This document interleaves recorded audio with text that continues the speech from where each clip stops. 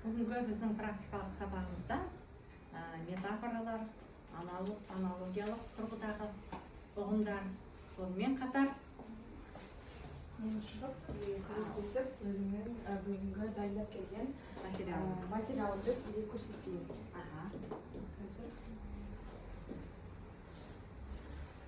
Метафора грек тілінен аударғанда ауыстыру, яғни бір сөзді мағынада басқа да бағыттарда қолдана алуымыз. Ол құбылыстар мен заттардың бір деңгейінде болуына байланысты мағыналарын өзгертіп қолдану.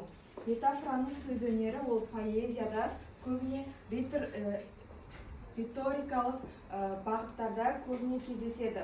Мысалға, лирикалық немесе философиялық тілдік танымал. Оны біз тілді танығанда, қазақ тілін оқыған кезеңде білеміз. Теңеулер. Былайша айтқан кезеңде теңестіру, теңеулер. Енді қараңыз, басқа ұғыммен ауыстырып айту деген. Сіз бүгін сондай көріктісіз, көркемсіз де әдемі тұрғыңыз тұр деп айтып тұрмын. Қараңызшы, мен сонда сіз көріктісіз тұрғыңыз. Енді басқа тілмен айтамыз. Бүгін сондай келбетіңіз әдемі болып тұр, тамаша көрініске ие болып тұрсыз. Солай ма қыздар деп мысалға айтсақ, екеуі де ұқсас келеді. Теріңіз үлпілдеген мамықтай. Мамықтың құстың қанатындай мамық болып тұр. Иә, көрдіңіз бе теңеуге қандай? Не болмаса сіздің шашыңыз құлпырып тұр. Иә. Шашыңыз мысалға аттың қылындай деп теңесе қатты болатын болса, аттың қылындай теңейді. Осы мағынада айтуға болады. Және де жалпы метафоралаудың жаңағы Беккио және Росси психологтарының жұмысы барысында метафораны қолдау екі мүмкіндігі тудыра алады.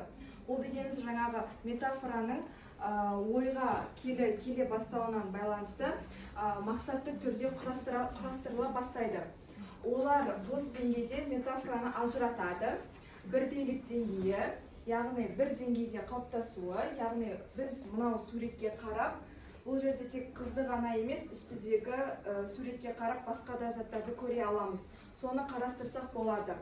Қысқартылған бірдейлік деңгейі, яғни бұл жерде адам өзінің көруіне байланысты өздерінің ойларын қысқарту деңгейі. Салыстыруға байланысты деңгейінің жоғалуы, яғни ол дегеніміз жаңағы кинестикалық деңгейі, кинестикалық деңгейі.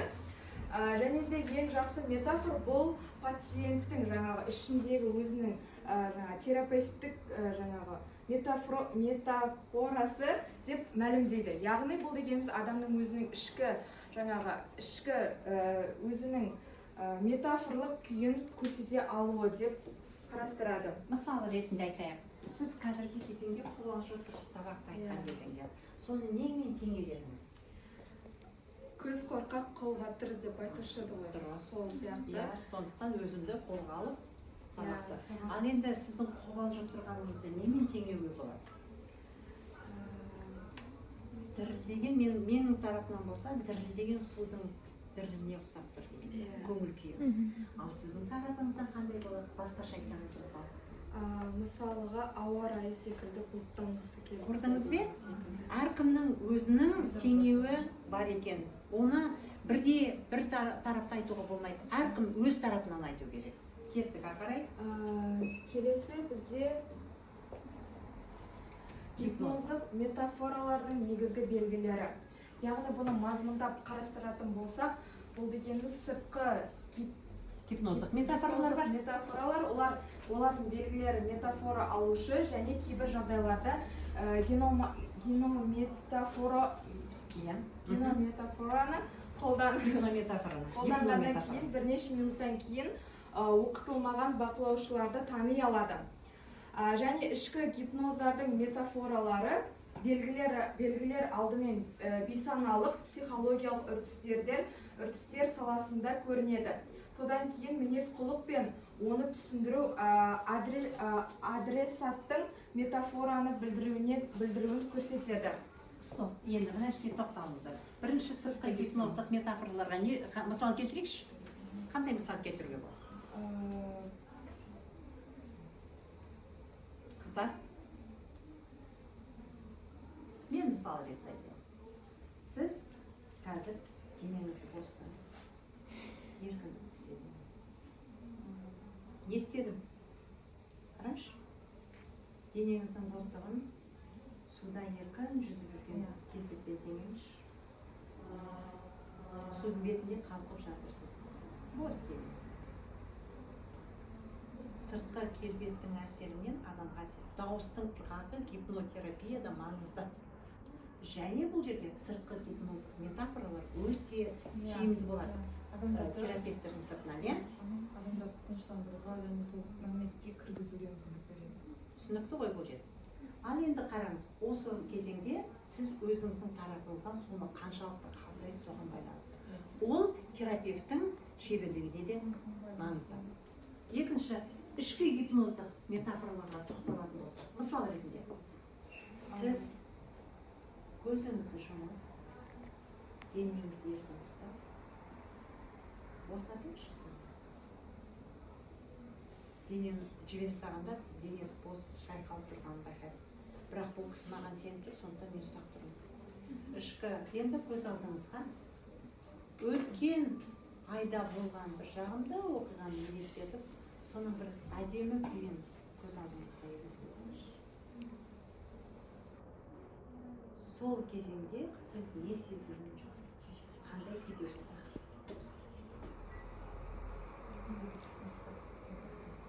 Қандай тереңмен айтуға болады? ыстық бір сезім болып тұр. Ыстық сезім ол басқаша мағынада айтатын болсақ, бұны немен теңеуге болады? Ата-анам көз қуанышын көріп тұрмын да қазір. Ата-ананың қуанышты ыстық сезіммен теңеліп тұр. Түсінікті ғой да? Рахмет. Ары қарай.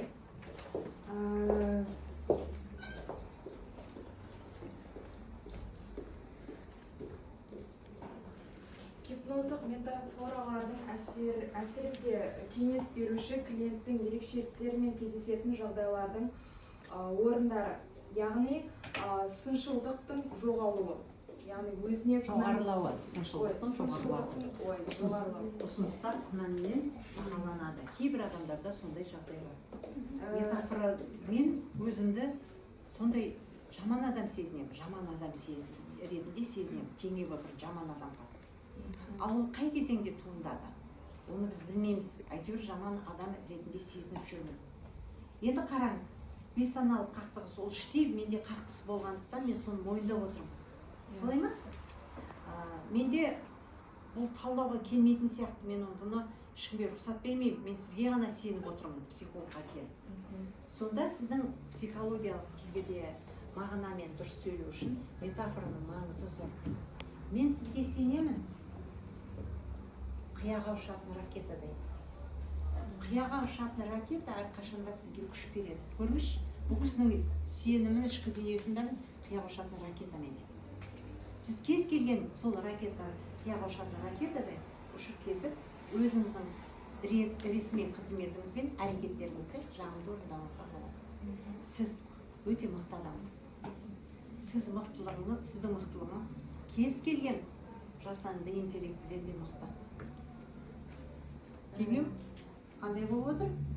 Лирикалық шегініс жоқ, бұл жерде лирикалық позиция бар, эмоциялық күй бар, иә? Сонымен аяқтайтын болсаңыз, не айтуға болады? Қорытындылай келе, бір мағынада ғана емес, бірнеше мағынада көре алуы, ойды жеткізе алуы. Метафоралар бізге маңызды ма? Я, маңызды, себебі адам өзі бір ғана деңгейде емес, бірнеше деңгейде көре алуына көмек беретін, жан-жақты ететін, қамтитын метафоралар. Рахмет.